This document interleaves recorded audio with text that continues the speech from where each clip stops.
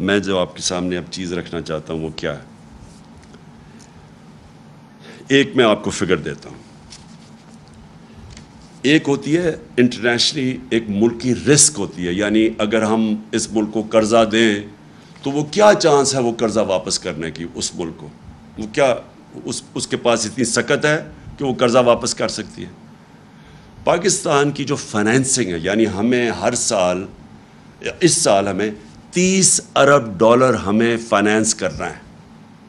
یعنی $30 ارب کی ہم نے جو ہمارے اوپر لائبلٹیز ہیں، ہم نے جو قرضے لیے ہوئے ہیں، ان کی قسطیں ہیں، ان کے اوپر جو سود دینا ہے وہ ہے $30 ارب. IMF، ورلڈ بینک اور ایشین ڈیولپمنٹ بینک، ان کا جو ملا کے بھی ہمارے پاس پیسہ آئے گا نا، کیونکہ ہم نے IMF ڈیل سائن کر دی ہے، وہ بنے گا $8 ارب. باقی $22 ارب ہمیں دنیا سے فائنینس کروانا ہے. اب یہ جو میں اپنی جو مجھے خطرہ اب نظر آ رہا ہے، میں اس لیے یہ پریس کانفرنس کی ہے، جو رسک ریٹنگ ہوتی ہے نا، جو انٹرنیشنلی جو ادارے ہیں، کریڈٹ ریٹنگ ادارے ہیں، موڈیز، فچ، یہ جو ادارے ہوتے ہیں یہ ریٹ کرتے ہیں کہ اس ملک کی یہ ہمارے دور میں ہماری کریڈٹ ریٹنگ پازیٹیو تھی، جب سے ہم گئے ہیں وہ نیگیٹو پہ آ گئی ہے. یعنی کہ وہ یہ سمجھتے ہیں کہ اس ملک میں اب سکت نہیں ہے قرضے واپس کرنے کی. جب وہ یہ سمجھتے ہیں تو جو قرضے کی قیمت ہے وہ بڑھ جاتی ہے. تو اب میں ذرا آپ کو بتانا چاہتا ہوں کہ یہ جو سارا ہوا، اور میں پھر سے یہاں کہنا چاہتا ہوں کہ جو اس ملک میں طاقتور لوگ ہیں، میں نے ان کو واضح طور پہ یہ بتایا تھا کہ یہ ہم بڑی مشکل سے ہم نے اپنی معیشت کو سنبھالا ہوا ہے. اگر اس ملک میں سیاسی استحکام نہ رہا، اگر آپ نے یہ پولیٹیکل ڈی اسٹیبلائزیشن ہونے دی، کیونکہ پاور تو جس کے پاس ہے وہ روک سکتے تھے یہ جو سازش ہوئی ہے ہمارے خلاف.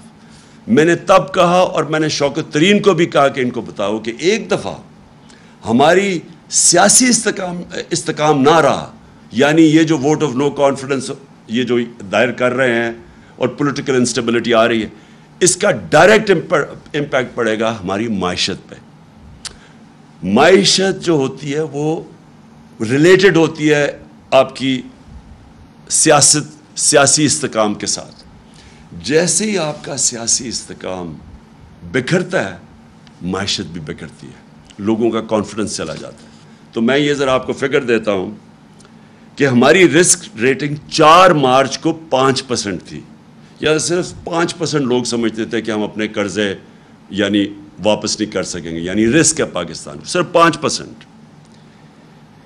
جیسے ہی انہوں نے vote of no confidence table کی اسمبلی میں، 4 دنوں کے اندر وہ وہاں سے گئی 5% سے دگنی ہو کے 9% پہ چلی گئی. صرف کیونکہ جیسے ہی ان کو لگا کہ اب پولیٹیکلی سٹیبل نہیں ہوگا ملک، پولیٹیکل انسٹیبلٹی ہوگی، دگنی ہوگی رسک ریٹنگ. اور آج کیا ہے؟ آج پاکستان کی جو رسک ریٹنگ ہے 22.7 ہے.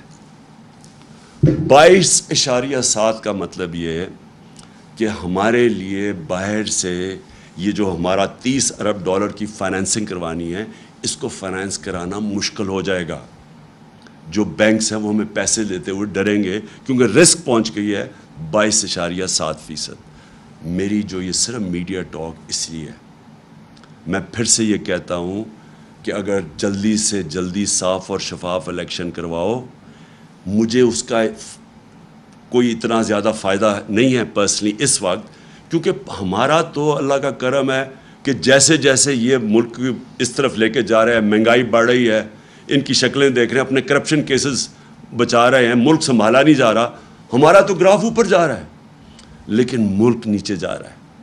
اور یہ جو میں نے آپ کو بتایا کہ اگر اس ملک میں پولیٹیکل سٹیبلٹی نہیں آتی، یہ اس کی اکانومی اب سٹیبلائز نہیں ہونے لگی. ہماری جو اکانومی ہے، جو ہماری معیشت ہے، یہ اب نیچے جائے گی. اور نظر آ رہا ہے کہ مارکیٹ کو کوئی اب اعتماد ہی نہیں ہے، نہ اندر مارکیٹ کو اعتماد ہے نہ باہر. اس لیے میں آج سب کو کہنا چاہتا ہوں، اپنی قوم کو، کہ جلدی سے جلدی الیکشن کروائیں پاکستان کو اس دلدل سے نکالنے کے لیے، جس دلدل میں بڑی تیزی سے یہ امپورٹڈ حکومت ہمیں دھکیل رہی ہے۔ سازش تو انہوں نے کر دی، اپنے کرپشن کیسز کے اوپر تو انہوں نے آتے ساتھ ہی فیصلے کروا لیے۔ اب رمضان شوگر مل ان کی اس کے تو کیس فوری لگا ہوا کہ جی اس کا کیس ختم کرو۔ ایف آئی اے کا جو شہباز شریف اور بیٹوں کا 16 ارب کا کیس تھا، وہ بھی 4 گواہ بھی اللہ کو پیارے ہو چکے ہیں، مقصود چپڑاسی بھی چلا گیا ہے، جو انویسٹیگیٹ کر رہا تھا ڈاکٹر رضوان وہ بھی نہیں ہے، وہ تو ہو رہا ہے سارا کچھ، ملک کو یہ نیچے لے کے جا رہے ہیں۔ تو آج میں اپنی ساری قوم سے اپیل کرتا ہوں کہ یہ اس ملک کو اگر ہم نے مزید اس دلدل سے نکالنا ہے، اس طرح کی مہنگائی سے بچانا ہے جس طرف جا رہی ہے چیزیں مہنگی، آئی ایم ایف نے کہا ہے کہ ابھی بجلی اور مہنگی ہونے والی ہے، ان کی رپورٹ میں ہے۔ ہم نے اپنے ملک کو انتشار سے بچانا ہے، فوری طور پہ صاف اور شفاف الیکشن اناؤنس کیے جائیں۔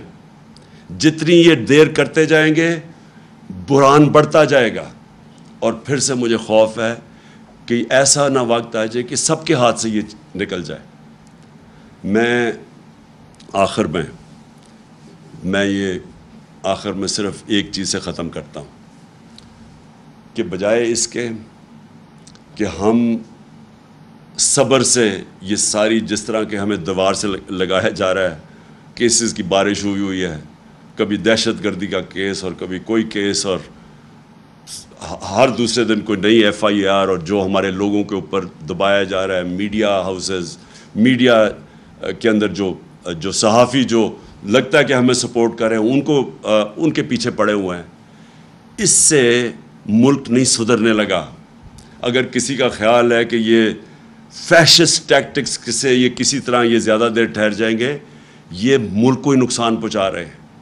کوئی نہیں روک سکتا اس ملک میں انتشار کو اگر اسی طرح یہ چلتے رہے۔